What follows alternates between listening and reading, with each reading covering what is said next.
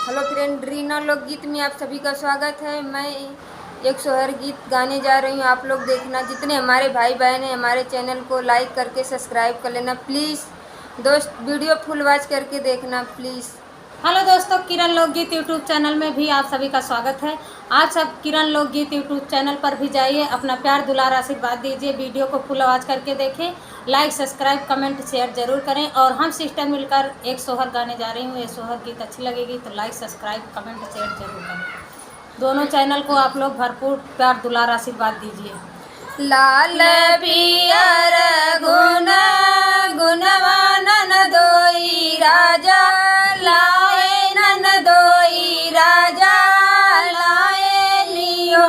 लाल पियर गुन गुणवानन दोई राजा लाए, नन दोई राजा लाए न हो।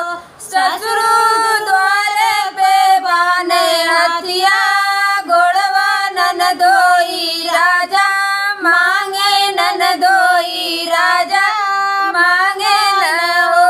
ससुर द्वार पे बाने हथिया गोड़वा, नन दोई राजा मांगे, नन दोई राजा मांगे न हो। ससुर द्वार पे बानो हथिया गोड़वा, नन दोई राजा मांगे, नन दोई राजा मांगाइयो। बोलिया तो बोलो मोरे सरहज बोलाऊ नाही, जानी बोलायू नाही जानी हो। बोलिया तो बोलू मोरे सरहज बोलायू नाही, जानी बोलायू नाही जानी हो। सरहज तोरा पे जिया लाला चाने तो ही के लेके जाबै, तो ही के लैके जाबन हो। सरहज तोहरे पजिया लाला चाने तो ही के लैके जाबै, तो ही के लैके जाबन हो।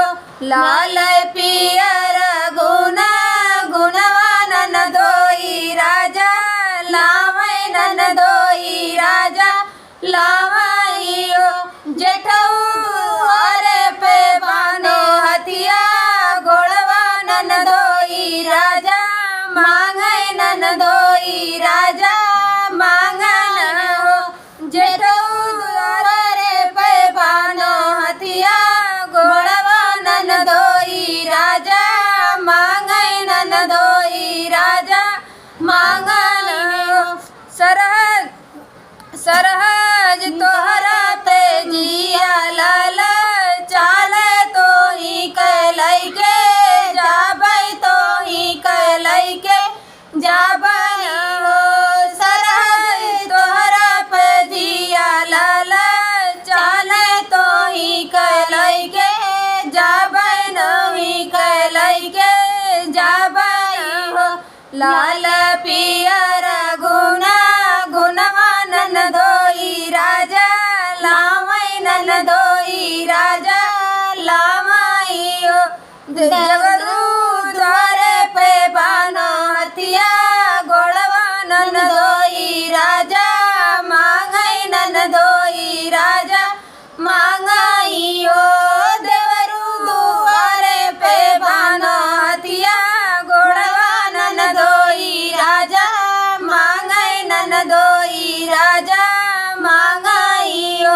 बोलिया तो बोलू मोरे सरहज बोले नाही, जानियो बोलायू नाही जानी हो।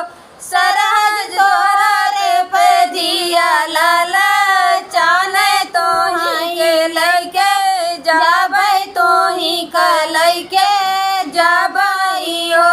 सरहज तोहरा पे जिया लाला चाने, तो ही के लैके जाबै, तो ही के लैके जाबैयो। लाल पियर गुन